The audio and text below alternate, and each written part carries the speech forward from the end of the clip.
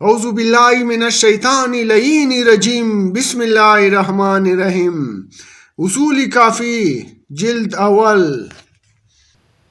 صفحہ نمبر 363، حدیث نمبر 7، ہم اللہ کی آنکھ ہیں۔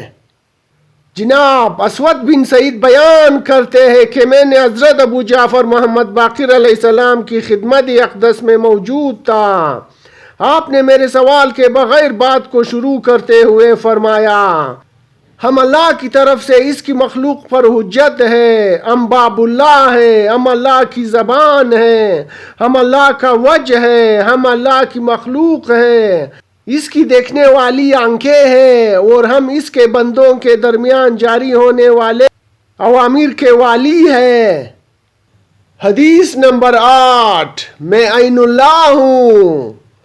جناب ہاشم بن ابو عمارہ الجنبی بیان کرتے ہیں کہ میں نے حضرت امیر المومنین علیہ السلام سے سنا، آپ علیہ السلام نے فرمایا، میں عین اللہ ہوں، میں اللہ کا ہاتھ ہوں، میں جنب اللہ ہوں، اور میں باب اللہ ہوں۔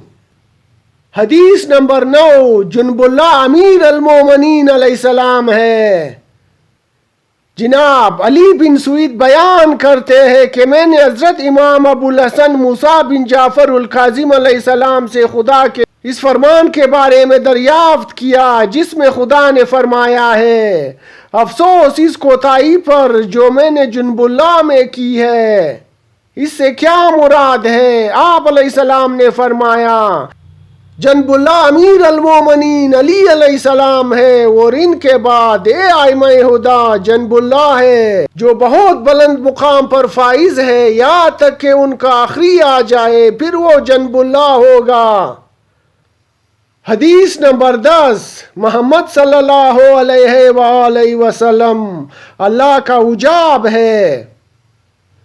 جناب برید الاجلی بیان کرتے ہیں کہ میں نے حضرت ابو جعفر محمد باقر علیہ السلام سے سنا ہے کہ آپ نے فرمایا، ہماری وجہ سے اللہ کی عبادت ہوئی، ہماری وجہ سے اس کی معرفت ہوئی، ہماری وجہ سے اس کی توحید ثابت ہوئی، اور محمد صلی اللہ علیہ وآلہ وسلم اللہ کا حجاب ہے۔ حدیث نمبر 11، اللہ بہت بلند ہے کہ وہ کسی پر ظلم کرے۔